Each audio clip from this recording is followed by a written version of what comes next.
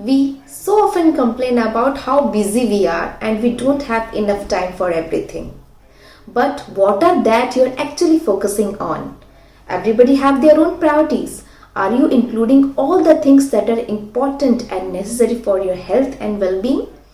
In my opinion, if you are, then you are living a life that is meaningful. And if you are not, then you will merely be filling your life with frantic busyness on a path to mental and physical illness. Hello friends, my name is Smita and today I am going to tell you a very well-known story which will definitely inspire you to think about what you are spending your time doing. Once there was a philosophy professor who was giving a lecture. In front of him, he had a big glass jar, a pile of rocks, a bag of small pebbles, a tub of sand, and a bottle of water. He started off by filling up the jar with the big rocks, and when they reached the rim of the jar, he held it up to the students and asked them if the jar was full. Yes, they all agreed. There was no more room to put the rocks. It was full. Is it full?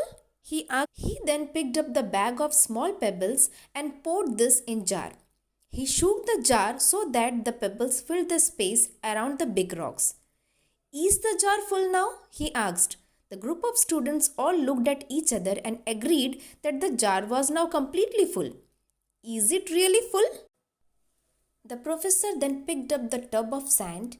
He poured the sand in between the pebbles and the rocks, and once again he held up the jar to his class and asked if it was full. Once again the students agreed that the jar was full. Are you sure it's full? He asked. He finally picked up a bottle of water and tipped the water into the jar until it soaked up in all the remaining space in the sand. The students laughed. The professor went on to explain that the jar of rocks, pebbles, sand, and water represents everything that is in one's life. The jar represents your life. The rocks represent the most important things that have really value: your health, your family, your partner.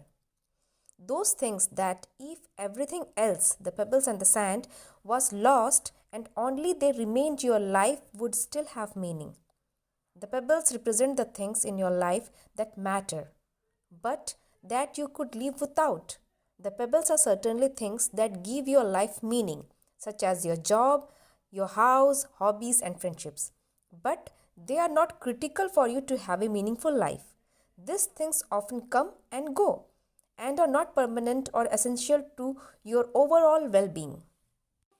The sand and water represents everything else, the small stuffs, material possessions, chores, and filler things such as watching television or browsing social media sites.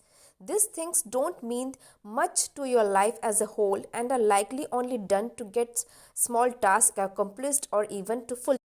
The metaphor here is that if you start with putting sand into the jar, you will not have rooms for rocks or pebbles. This holds true with the things you let into your life. If you spend all of your time on the small and insignificant things, you will run out of the room for the things that are actually important.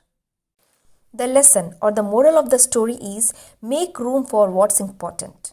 Take care of the rocks first, the things that really matter and are critical to your long-term well-being and happiness.